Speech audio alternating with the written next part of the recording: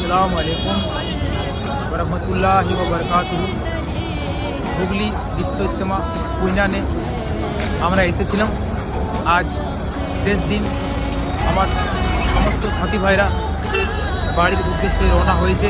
দেখতে পাচ্ছ এই মুহূর্তে পুরো পেট্রোল পাম্প এবং সাথী ভাইদের ভিড়ে জমে আছে, পুরো রোড ভিড়ে জমে আছে।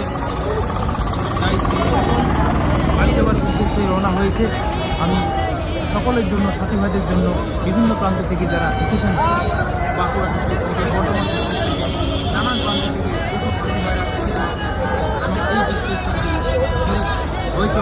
আমি তাদের জন্য দিন থেকে দোয়া করি এবং এটা চাই সেটা ভালোভাবে বাড়ি পৌঁছে যাও এবং আমার জন্য দোয়া করবে। এরকম একটা বিশ্ব ইজতেমা, এরকম একটা মেহফিলে নেক জায়গায় পৌঁছানো সত্যি উপরওয়ালার একটা রহমত। তাই আমি খুব খুশি, আল্লাহর কাছে শুকরিয়া আদায় করি যে এরকম একটা বিশ্ব ইজতেমা দেখার নসিব দান হয়েছে। তো সকলের জন্য দোয়া করবো ইনশাআল্লাহ। আসসালামু আলাইকুম।